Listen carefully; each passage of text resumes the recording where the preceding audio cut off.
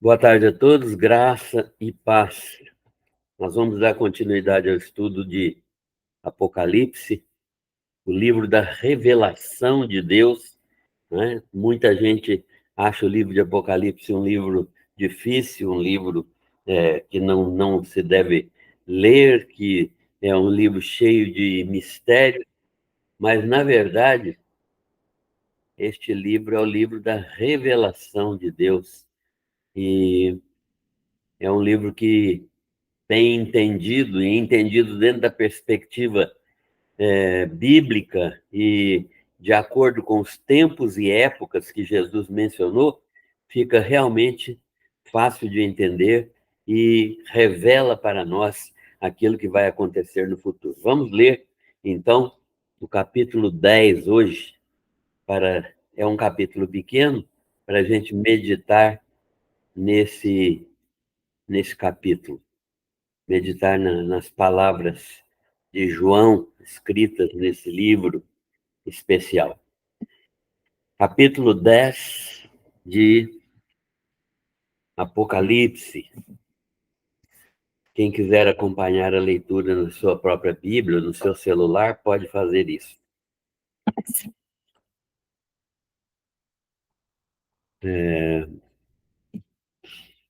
Capítulo 10. Vi um outro anjo forte descendo do céu, envolto em nuvem, com um arco-íris por cima de sua cabeça, o rosto como o sol e as pernas como colunas de fogo. Tendo na mão um livrinho aberto, pôs o pé direito sobre o mar e o esquerdo sobre a terra. E bradou em grande voz, como ruge um leão. E quando bradou, desferiram os 7 trovões as suas vozes. Logo que falaram os 7 trovões, eu ia escrever, mas ouvi uma voz do céu dizendo: guarda em segredo as coisas que os 7 trovões falaram e não as escrevas. Então o anjo, que via em pé sobre o mar e sobre a terra, levantou a mão direita para o céu e jurou por aquele que vive pelos séculos dos séculos, o mesmo que criou o céu, a terra, o mar e tudo quanto neles existe. Já não haverá demora. Mas nos dias da voz do 7º anjo, quando ele estiver para tocar a trombeta, cumprir-se-á então o mistério de Deus, segundo ele anunciou aos seus servos, os profetas. A voz que ouvi, vinda do céu, estava de novo falando comigo e dizendo: vai e toma o livro que se acha aberto na mão do anjo em pé, sobre o mar e sobre a terra. Fui, pois, ao anjo, dizendo-lhe que me desse o livrinho, e ele então me falou: toma-o e devora-o. Certamente ele será amargo ao teu estômago, mas na tua boca doce como mel. Tomei o livrinho da mão do anjo e o devorei, e na minha boca era doce como mel. Quando, porém, o comi, meu estômago ficou amargo. Então me disseram: é necessário que ainda profetizes a respeito de muitos povos, nações, línguas e reis. Amém.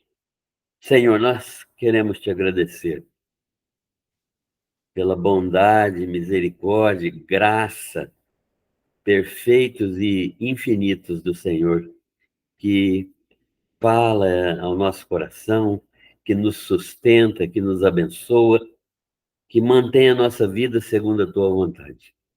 Nós te agradecemos por este momento de estudo da tua palavra, dessa revelação do Senhor ao apóstolo João, e por isso mesmo, uma revelação para nós também, que estamos agora lendo esta palavra. E o apóstolo João disse que seria bem-aventurado aqueles que lessem, entendessem e guardassem as palavras dessa profecia. Nós te agradecemos por esta oportunidade de conhecermos a tua vontade em relação ao fim das coisas, ao tempo do fim, ao tempo da segunda vinda de Jesus e do estabelecimento do seu reino messiânico. Nós te louvamos. Pedimos que o Senhor nos ajude dando entendimento, dando sabedoria, dando aquilo que nós não temos, mas que pela tua graça nós podemos receber.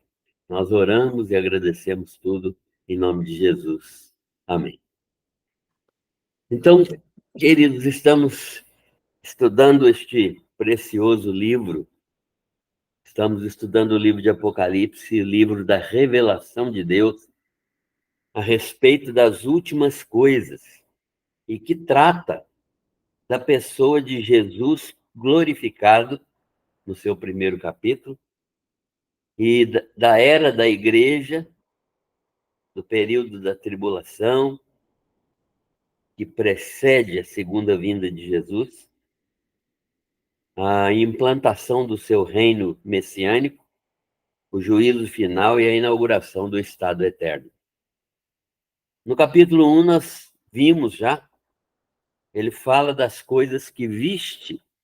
O que era que João tinha visto? João tinha visto o Cristo glorificado. Ele teve uma visão de Jesus glorificado, e ele descreve esta visão maravilhosa, né? Uma visão fantástica de Jesus glorificado. E ele caiu prostrado diante desta visão, né, do Cristo glorificado. Nos capítulos 2 e 3, Jesus manda recados para as igrejas locais que existiram no tempo e no espaço, igrejas de cidades da Ásia Menor, que foram evangelizadas na sua maioria pelo apóstolo Paulo, e igrejas locais, cujo desenvolvimento também retrata fases do desenvolvimento histórico da igreja, né? Então, cada uma dessas igrejas, das 7 igrejas, cada uma delas representa um período da história da igreja, dividida em 7 períodos, né?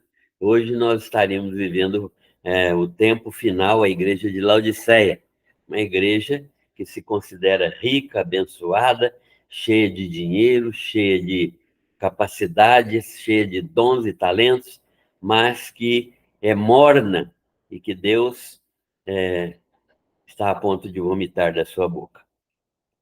Nos capítulos 4 a 19, nós encontramos o período tribulacional.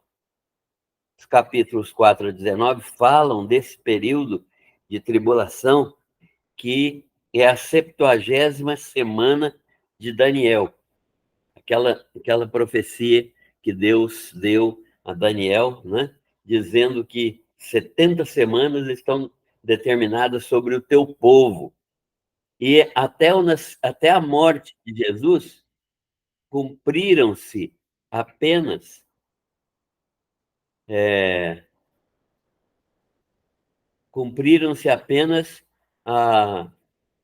69 semanas, entrando-se num hiato. Esse hiato é o hiato que compreende o tempo da igreja. Então, da morte de Jesus, ou melhor ainda, do Pentecostes para frente, nós temos o tempo da igreja. E esse tempo é um tempo de tratamento especial de Deus com os gentios, de modo que ele não faz parte da história de Israel. A história de Israel terminou com a morte de Jesus e a sua ressurreição. Então, vai continuar a história de Israel? Vai continuar, porque Deus não terminou o programa dele com Israel. Deus não terminou o programa dele com Israel. Vai terminar no período exatamente chamado de tribulação. Por quê? Porque Deus vai derramar juízo dele, né, julgamentos sobre os povos que não aceitaram Jesus, sobre a própria nação de Israel e sobre Satanás. E esse período é chamado, então, o período da tribulação, e é o período final da história da humanidade antes da segunda vinda de Jesus. Com a segunda vinda de Jesus, será inaugurado um novo tempo, o tempo do reino messiânico. E neste reino messiânico estarão todos aqueles que entrarem, que crerem em Jesus durante a tribulação e que não morrerem, né? Porque muitos que crerem em Jesus durante a tribulação vão morrer. Muitos serão martirizados. Mas muitos também não morrerão. E eles entrarão no reino milenar. E Jesus, então, será o rei do reino milenar sobre todos os povos e línguas e tribos e nações que estarão entrando no reino milenar. E no reino milenar nós vamos estudar depois o milênio, né? Depois que nós estudarmos este período agora, nós vamos estudar sobre o milênio e nós vamos ver que é um reino de pacífico, um reino de alegria, um reino de prosperidade, um reino de segurança, um reino de domínio absoluto de Jesus sobre todas as coisas. E cumprir-se-ão todas as promessas feitas por Deus no Velho Testamento a Israel e tudo aquilo que foi prometido por Deus terá consecução exatamente nesse período. Então, esses capítulos de 4 a 19 falam desse período de tribulação. O capítulo 20 fala do reino messiânico de 1000 anos. São várias expressões lá que tem esse escrito, né? 1000 anos. E fala do juízo final no capítulo 20 também, do juízo final dos ímpios. Não confundir juízo final com juízo das obras dos crentes. Muita gente, inclusive teólogos de alto renome, confundem essas coisas. E eu não estou dizendo que eu sou teólogo de alto renome, não. Eu estou só dizendo que tem teólogos de alto renome, de pessoas que têm profundidade teológica, que a gente não pode esquecer, que confundem o juízo das obras dos crentes, que é chamado Tribunal de Cristo, quando as obras dos crentes não está se tratando de salvação, está se tratando de galardão. Eles serão as suas obras serão avaliadas para entender a motivação com a qual elas foram feitas. Né? Vamos supor aqui, vamos dizer aqui, estou fazendo esse estudo bíblico aqui. Qual é a minha motivação? Se eu estou fazendo isso para a glória de Deus, isso traz galardão. Aliás, se eu catar um alfinete no chão para a glória de Deus, Deus não deixa de me galardoar por este ato tão pequeno. Né? Por quê? Porque foi feito para a sua glória. Tudo aquilo que eu não faço, mesmo grandes obras, que eu não faço para a glória de Deus, não tem nenhum merecimento, não tem nenhum galardão. Então, o juízo das obras é chamado Tribunal de Cristo. Esse juízo final, que vai acontecer depois do reino milenar, ou seja, 1000 anos depois da segunda vinda de Jesus, é juízo dos ímpios. Nós vamos ver isso no capítulo 20. É juízo dos ímpios. Por que juízo dos ímpios? Porque eles foram mortos sem Cristo, eles morreram sem Jesus, sem salvação, mas eles foram condenados, mas ainda não foram sentenciados. Não foram sentenciados. E a sentença será determinada no juízo do grande trono branco. Eles serão lançados no lago de fogo. O inferno é temporário, o lago de fogo é eterno. Né? Então, aqueles que são ímpios, eles morrem e já estão no inferno. Porém, o juízo final será o lançamento deles, juntamente com o inferno e Satanás, no lago de fogo. Na verdade, o destino final dos ímpios, dos anjos caídos e de Satanás, é o lago de fogo. Esse que arde eternamente. Então, isso está no capítulo 20 de Apocalipse. E no capítulo 21, nos capítulos 21 e 22, nós temos, então, o estado eterno, a Nova Jerusalém, e as palavras exortatórias finais do apóstolo João, terminando o livro. Né? Então, nós tivemos a oportunidade de ver que este período é o período de maior atividade satânica, o período da tribulação. Se nós já vemos Satanás agindo hoje no mundo intensamente, imaginem isso no tempo da tribulação. No tempo da tribulação será o período de maior ação, de maior atividade satânica. Ele terá pouco tempo, ele sabe disso, conhece as escrituras mais do que a gente, né? E ele sabe perfeitamente bem disso, que ele tem pouco tempo, sabendo que pouco tempo lhe resta, né? Como a escritura diz, e ele vai estar agindo de maneira absolutamente intensa e rápida, e que ele vai dominar sobre a terra com poder absoluto. É um poder absoluto relativo, né? Parece uma contradição, mas é um poder absoluto sobre a terra, não é sobre o universo. Deus continua sendo soberano sobre todas as coisas e, mesmo com poder absoluto sobre a terra, Satanás só age dentro de limites que Deus estabelece. Né? Então, esse período é um período de grande tribulação, é um período de...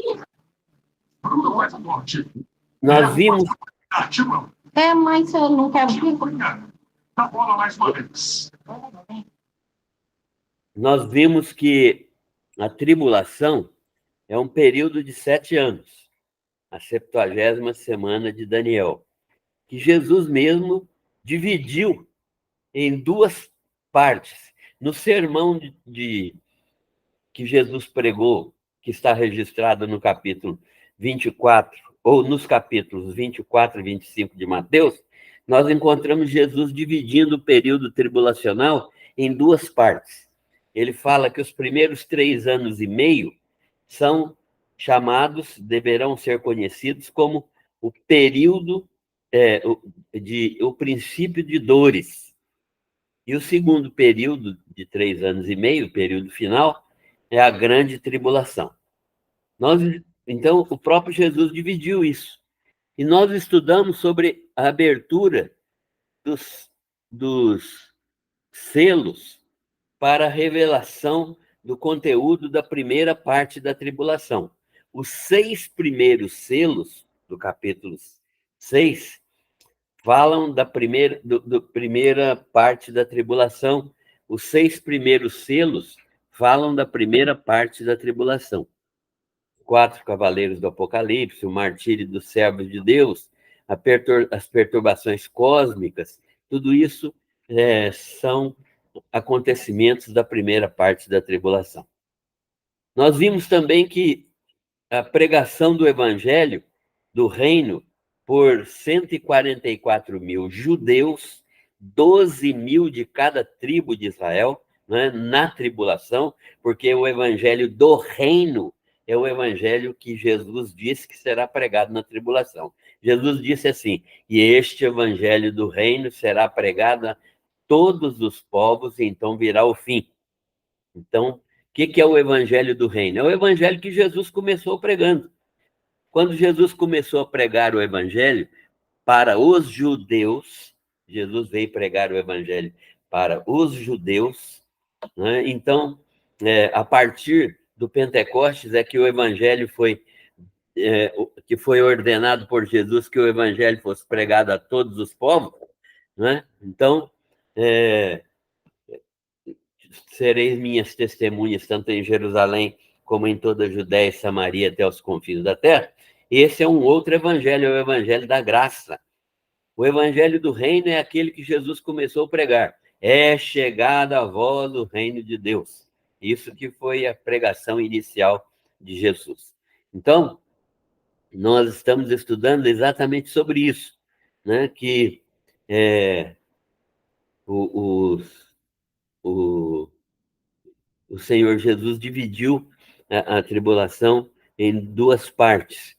E ele falou exatamente disso, que no princípio de dores e na grande tribulação, e nós vimos sobre a pregação do evangelho do reino por 144.000 judeus, num dos selos dos 6 selos iniciais, com o resultado da salvação de uma multidão de gentios.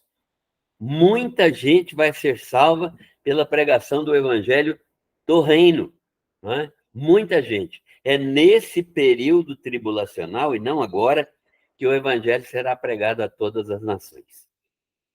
Então, no capítulo 8 e 9, nós vimos os juízos diretos de Deus sobre a terra, sobre o mar, sobre as águas, sobre a luz, sobre os demônios atormentando e matando multidões de pessoas, né? Então, foram juízos da quinta e da sexta trombeta. Essa é a primeira parte da tribulação. A segunda parte da tribulação, nós estudamos nos capítulos 8 e 9, né? E nós vimos exatamente esses fatos mais graves aqui de juízos diretos de Deus sobre todas as coisas deste mundo, né? E demônios entrando na humanidade e matando muitas pessoas, né? Demônios que pareciam gafanhotos gigantes, né? Então, nós sabemos que são figuras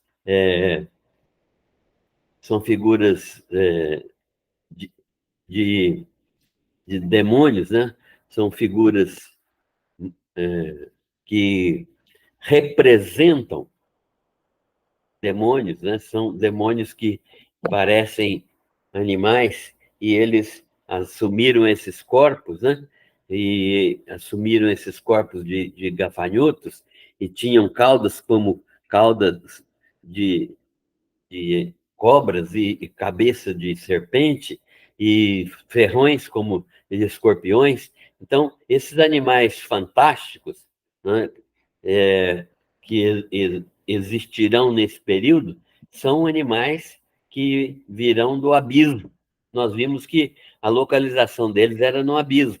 Foi o anjo que autorizou a abertura do abismo, e de lá saíram esses demônios. Nós vimos, inclusive, que esses demônios estavam no abismo, que é o lugar para onde Jesus não foi solicitado a Jesus que não mandasse os demônios para o abismo. Então, pediram para ser mandado para os porcos, né?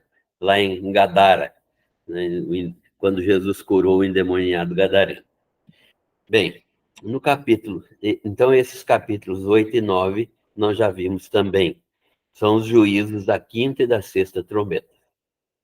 Neste capítulo 10, que nós acabamos de ler, nós estamos situados na segunda parte da tribulação. Nos últimos 3 anos e meio, antes da segunda vinda de Jesus. Então, a segunda vinda de Jesus, aqui nesse momento do capítulo 10, está muito próxima, 3 anos e meio. E João vê um anjo poderoso. E aqui nós temos a ideia, que é bíblica, de uma hierarquia de anjos, né? Existe uma hierarquia de anjos, arcanjos, serafins, querubins, né? Esses são uma hierarquia de anjos, e esse anjo aqui é um anjo forte, como João descreveu. Nós não sabemos se é um querubim, se é um serafim, se é um arcanjo, mas possivelmente não. Possivelmente um anjo de maior qualificação. João vê esse anjo poderoso, uma figura maravilhosa, né? Que tinha a autoridade sobre a terra e o mar, né? Talvez uma referência à terra da Palestina e o mar sobre as nações, porque o mar na Bíblia representa muitas vezes as nações, as outras nações, e terra representa muitas vezes a Palestina. Pode ser que seja o caso aqui, né? Então o anjo está, porque o centro de todas as ações aqui é a Palestina. Então pode ser que o anjo estivesse com um pé na Palestina e o outro sobre alguma outra nação. O anjo é descrito aqui como alguém em cuja mão havia um livrinho. Em capítulos anteriores, nós vimos que ele havia um livro, né, no capítulo 5, nós vimos que havia um livro que ninguém podia abrir. Esse livro era o livro da revelação de Deus nos últimos tempos, do final dos tempos, do fechamento da história humana. Então, esse livro foi aberto pelo Cordeiro, né? E agora, dentro deste livro aberto pelo Cordeiro, que continha os segredos que foram abertos para João, dos selos, das trombetas, tinha um livrinho. Esse livrinho que está no capítulo 10, é um livrinho dentro do livro. E João vê, então, esse anjo poderoso, e esse anjo poderoso tem um livrinho na sua mão. Este pequeno livro é diferente do livro do capítulo 5, que nós acabamos de mencionar, que ninguém podia abrir e que foi aberto somente pelo Cordeiro. E contendo o quê? Contendo a revelação dos acontecimentos da tribulação que Deus reservou para os seus servos. A voz desse anjo era como o rugido, não é o rugido de um leão, é como o rugido de um leão, parecia o rugido de um leão, então, porque era um anjo forte, e desencadeando sons como trovões, em número de 7. E os sons emitidos por esses trovões pareciam vozes. E João, logo que ouviu as vozes desses trovões, né? Como que vozes desses trovões, ia escrever o que ele entendeu, a mensagem que eles proferiram. Mas, quando ele começou a escrever, ele recebeu uma ordem do céu. Uma ordem do céu. Não foi o anjo quem falou, mas foi uma ordem vinda do céu. E essa ordem vinda do céu determinou-lhe que ele guardasse segredo daquilo que ele ouvira e que ele não escrevesse ainda, né? Então, era uma coisa a ser revelada. O anjo que João viu inicialmente levantou sua mão direita para o céu e jurou por aquele que vive pelos séculos dos séculos. Quem? Quem vive pelos séculos dos séculos é o próprio Criador dos céus, da terra, do mar e de tudo que existe neles, é o próprio Deus. Já não haverá demora. Ele disse, né? Já não haverá demora, ou seja, as coisas estão próximas de serem finalizadas. Não haverá demora, vai acontecer dentro de pouco tempo o final da história humana. Mas quando se tocar a sétima trombeta, que é a próxima trombeta que nós vamos estudar,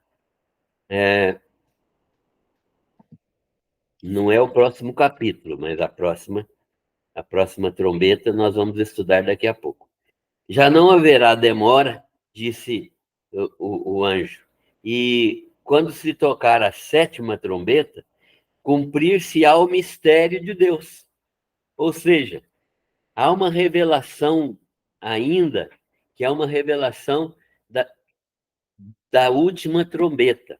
Essa última trombeta, que é a sétima, vai trazer uma revelação muito severa, né? E vai ser cumprido o mistério de Deus. Algo que não foi revelado ainda, que vai ser revelado apenas no tempo oportuno, mas que foi revelado aos profetas. Interessante, né? Porque os profetas descreveram coisas que estão no livro de Apocalipse sem nem mesmo entender, né? É um texto que mostra isso de maneira interessante, é Daniel 12, que diz o seguinte, deixa eu achar aqui Daniel 12, o que foi dito a Daniel, o que Daniel disse a respeito daquilo que nós estamos falando agora. Daniel 12 diz assim, e respondeu, e ouvi, Daniel falando, eu ouvi aquele que falava comigo, porém não entendi. Então eu disse, meu senhor, qual será o fim destas coisas? Estava sendo anunciado a ele a, as coisas, as profecias concernentes a Israel.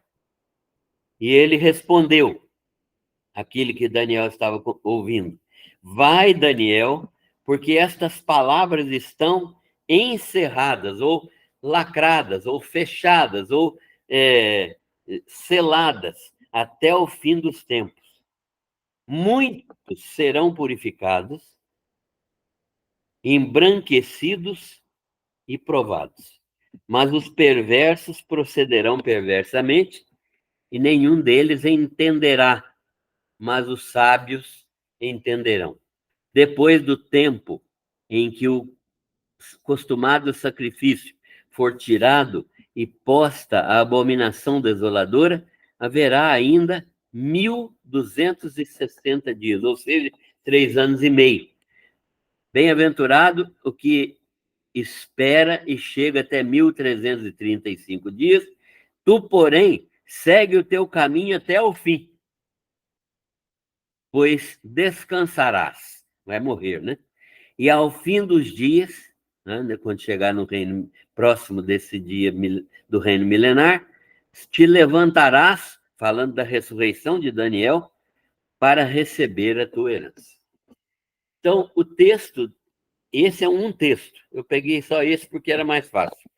Mas nem os profetas entenderam muito o que eles profetizaram, né? Mas Deus fê-los conhecer o que iria acontecer no final dos tempos. Para quê? Para que nós, no final dos tempos, compreendêssemos essas coisas.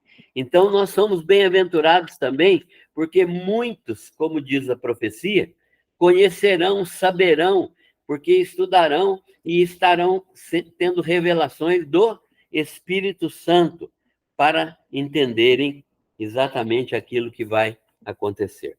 Então, aquilo que ficou fechado por muitos séculos, né?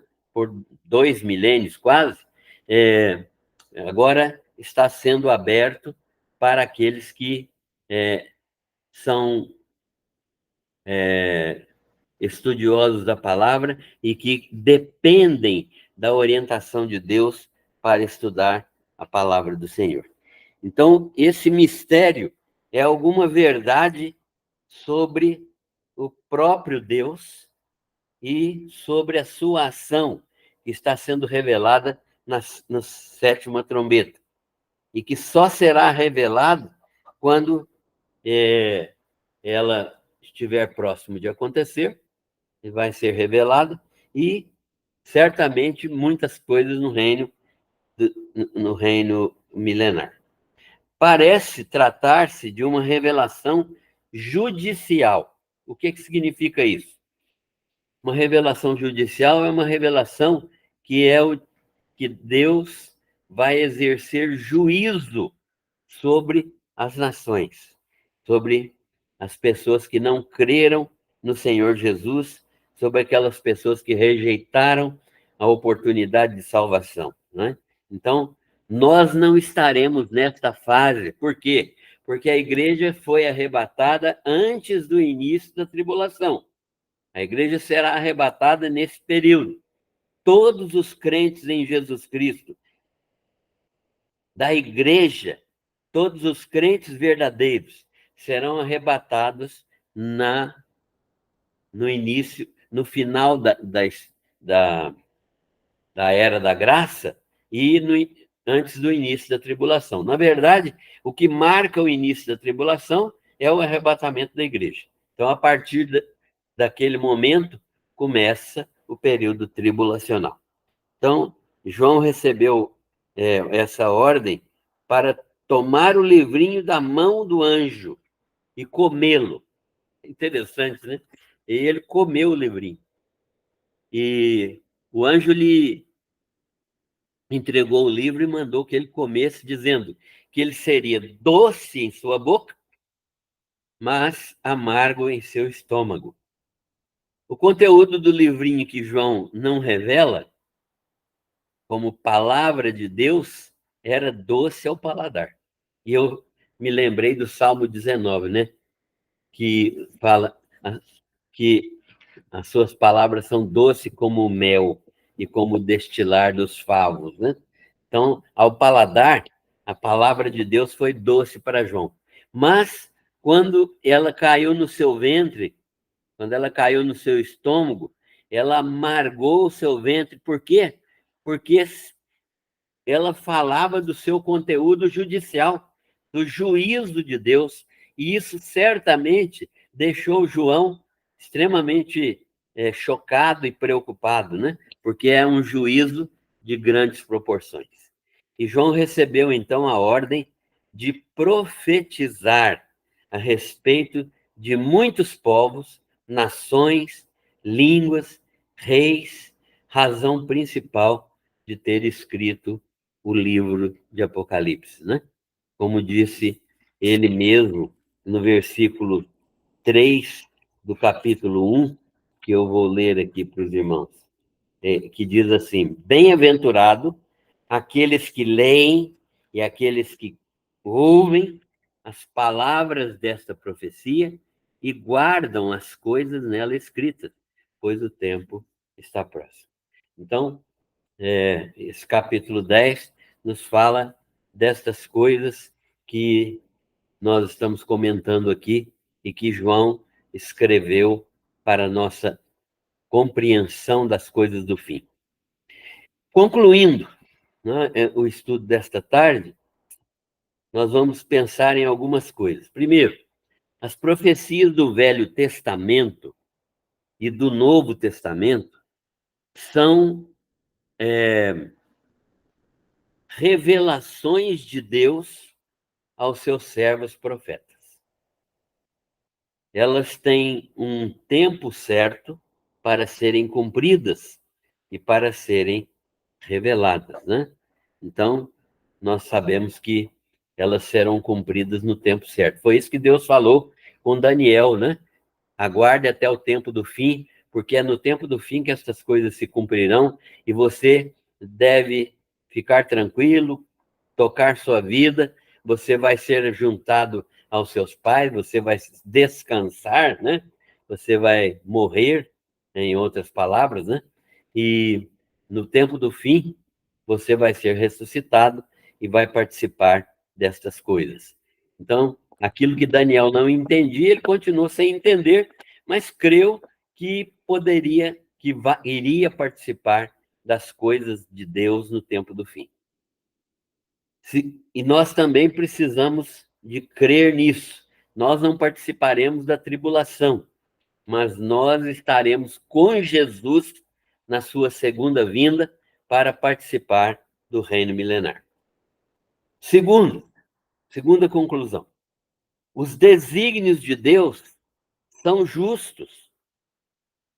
Seu juízo é certo. Seus planos são imutáveis. Sua misericórdia é infinita. Seu amor é constante. Mas sua ira é santa e necessária. Agora, por que a ira de Deus é necessária? Porque todo pecado, toda impureza, toda rebelião afeta diretamente a soberania de Deus e a sua santidade. Então, aqueles que intencionalmente praticam essas atitudes devem ser punidos, né? Devem ser punidos. Assim como Adão e Eva foram punidos, né? Esses também devem ser punidos. Agora, a Bíblia fala da morte, né? Que o pecado produz morte, mas há 3 tipos de morte na Bíblia. A primeira morte é a morte física. O pecado trouxe morte física para todos os homens. Todos pecaram, destituídos estão da glória de Deus. Ao homem está ordenado morrer uma só vez, vindo depois disso o juízo. Então, todos os homens morrem. Segundo, morte. Então, essa é a morte física.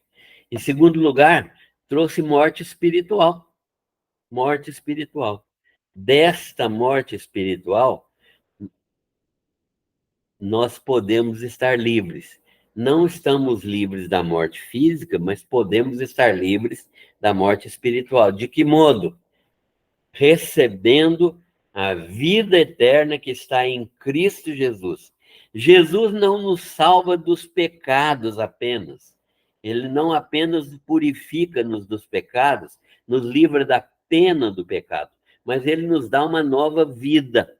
Essa vida espiritual que ele nos dá é que garante a nossa permanência espiritualmente na presença de Deus. E essa vida espiritual é dada pela sua ressurreição. Então, pregar o evangelho sem falar em ressurreição é pregar só a metade do evangelho. E é uma metade que não resolve o problema. Porque se Jesus só me perdoasse os pecados, eu continuaria morto espiritualmente. Mas como ele perdoa os meus pecados e me dá vida eterna pela sua ressurreição, então eu sou realmente salvo. Eu sou realmente salvo. E existe a terceira morte, que é a morte eterna. A morte eterna é aquela que está reservada a todos aqueles que morreram fisicamente e não foram ressuscitados espiritualmente por Jesus. Ou seja, aqueles que são incrédulos, aqueles que não recebem a vida eterna que está em Cristo Jesus. Eles terão morte eterna, que é a separação eterna de Deus, né? Então, os desígnios de Deus são justos, seu juízo, seu julgamento é certo, seus planos são imutáveis, sua misericórdia é infinita, louvado seja Deus. E o seu amor é constante, invariável. A sua misericórdia infinita, seu amor é constante. mas a sua ira é santa e necessária. Uma terceira conclusão, e aqui a gente tem que perguntar para as pessoas se elas já têm vida espiritual, né? Se elas já receberam a vida de... Não é se foram perdoadas dos pecados só, não. Se receberam vida espiritual, se tem nova vida em Cristo Jesus. Terceiro, a importância de ler a Bíblia e conhecer o caráter santo de Deus, nossa condição de pecadores e a salvação proposta em Jesus Cristo é fundamental. Nós precisamos, então, de ler a Bíblia, conhecer o caráter santo de Deus, conhecer, reconhecer a nossa condição de pecadores e reconhecer também que há uma salvação proposta na morte e ressurreição do Senhor Jesus. Isso é dado a todos aqueles que creem.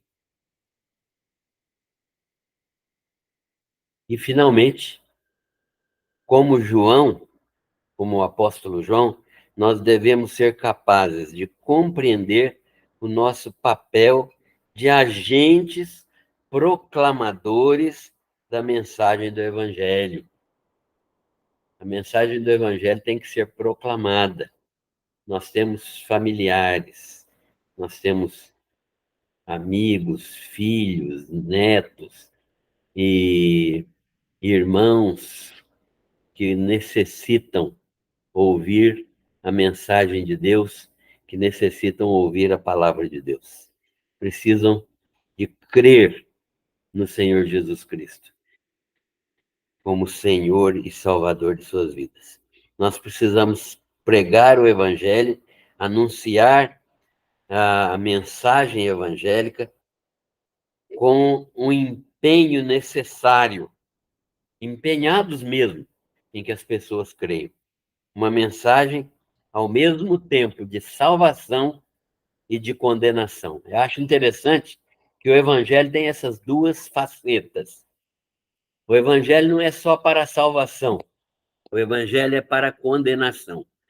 Está escrito lá no Evangelho de João, quem crer será salvo. Quem não crer já está condenado. Então, o Evangelho não é somente para a salvação, ele é também um instrumento de condenação. Por quê? Porque quem crê é salvo. Quem não crê já está condenado. Não vai ser condenado, já está. A única chance que uma pessoa tem de não ser condenada é receber Jesus Cristo como Senhor e Salvador de suas vidas. Que Deus misericordiosamente nos abençoe e nos ajude a sermos instrumentos de proclamação desse Evangelho.